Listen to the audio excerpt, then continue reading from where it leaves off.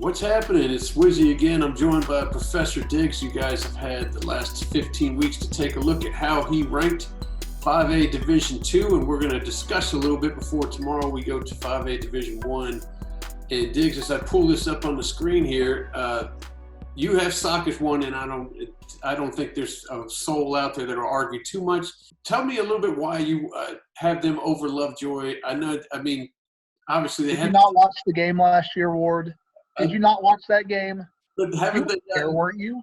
I was there, and I was shooting my butt off, and it was all of a sudden it was 28-0, and I was like, "What's happened here?" But people age, people learn from their mistakes. Is there any chance at all that Lovejoy could, at some time during the season, pass him up at one? Probably not, or no. Well, not during the regular season. I don't see anything. South Oak Cliff does have a very, they're going to play Duncanville, so they might start out the year 0-1. And some people who like to rank by records will be like, oh, we got Lovejoy 1-0, South Oak Cliff 0-1. Time to put Lovejoy number one because you can't lose and be a number one kind of a team.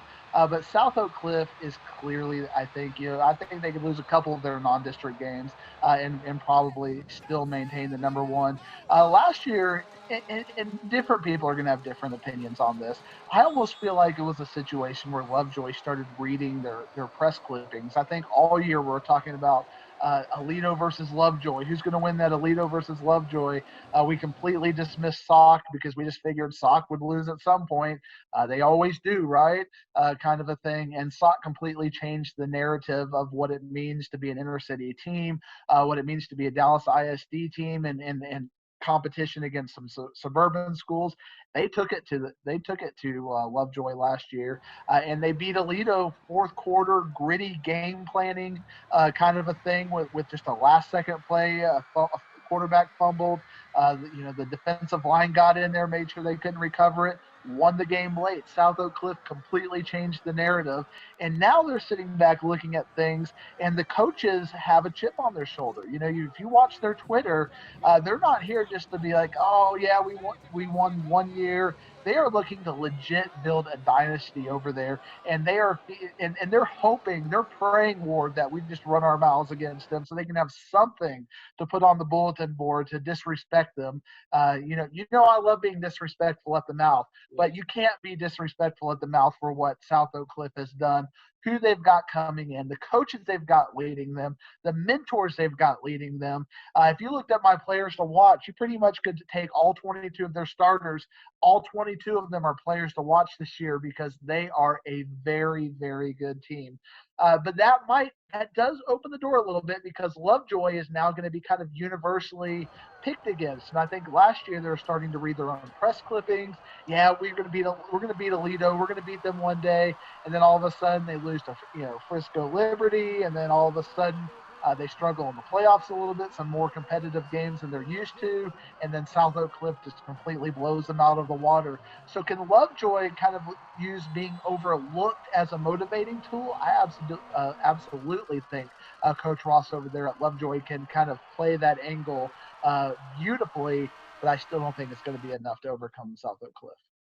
Okay. Well, I got a couple more questions about your top 15. I guess the more intelligent question I should have asked with number one was how far is the gap between 1 and 2? But now that you've already explained that, let's look at your top 5. Is there anywhere in your top 5? Is there a smaller gap where something happens here? This team could easily pass up this team in your top 5? Well, one thing I really look at in 5A Division II is Region 1 versus Region 2. Region 1 is a much weaker region than Region 2. I look at Colleyville Heritage and Argyle, and we're really going to have to look back at their non-district games when we start coming into November and starting to do playoff projections because I don't think they're going to have much competition after they play their non-district games, and then they're going to feel really high. They're going to have good records, 9-1, 10-0 kind of records. But who did they beat? Who did they play to get there? We're really going to have to look at how well they played against those teams. And we're going to get a chance because in week 3, one of my proving ground games is Colleyville Heritage versus Ennis. You got 3 versus 4. right before non-district starts, kind of a Region 1 versus Region 2, I think that'll give us a really good chance. Ennis has struggled against some of the really good teams as of late, and they've upped their non-district schedule, and they are, in my opinion, in the toughest district. If you look at our rankings, we've got 5 teams from 5A in our top 15, whereas some of the other districts only have 1 or 2 teams in the playoff or in our rankings. So Ennis is going to be tested every single week in playoffs, and I know some teams like Cleburne are going to be looking at this district and going, "Hey, what about us? We deserve to be part of these rankings as well." And they'll get their chance to play against really good teams. Midlothian Heritage, if you want to just go just a little bit off that top 5, they are really peaking well. That you saw them at 7-on-7. They played very well, taking DeSoto, which is also a team on the rise right now. But that's more for the 6A rankings. But DeSoto is really catching my eye. They took them to the limit, and DeSoto completely dominated the 7-on-7 tournament. But Midlothian Heritage was right there as a top 2 team in the 7-on-7. They lost their coach. They have a new coach, but they don't seem to be missing a beat. If you want a team to kind of watch out as a dark horse, I think you need to drop to number 6. Midlothian Heritage is that team, because Argyle, Colleyville Heritage, I don't know what we're going to really get from them other than that game against Colleyville Heritage and Ennis. Midlothian Heritage has a very high ceiling, and I think they have a really good chance to jump up as high as number 2. Yeah, I was gonna ask you about that, especially with their coach leaving not at the end of the season, but kind of in the middle of the off season, and they kind of proved themselves, and they still have the players. Obviously, they have a system there that they're running. I guess one last question about your top 15. Which team do you think we should look out for making movement? Which team has the best chance of making a move here out of anywhere in the top 15? When I talked about it on Twitter, I think Mansfield Summit is going to be the team that most people are going to look at and go, you put them number 8? Like, why do you hate Mansfield Summit so much? You kept going on them as the 5th place team a couple of years ago. And to me, it's not really a disrespect thing. It's a nod to how well their district has been in the past and how they kind of struggle. They peak at the right time. But rankings are kind of a reflection of where we are right now, and they lost a lot of players. But Mansfield Summit, again, is one of those teams that can compete. They can be there in December. They're a team that I think that has the best chance of all of these teams to look back and go, Ward, why do you let Diggs come on your Twitter and talk about this kind of stuff? Mansfield Summit is a really good team. How many times do they have to make it to December and make it to the state semifinals before you start giving them respect? I get that narrative. Again, just look at what they graduated. But if you want an answer to your question, I think Mansfield Summit has the best chance of these teams to make me look bad. Excellent. And if you guys are watching this, just know that subscribe button down there at the end of the rankings.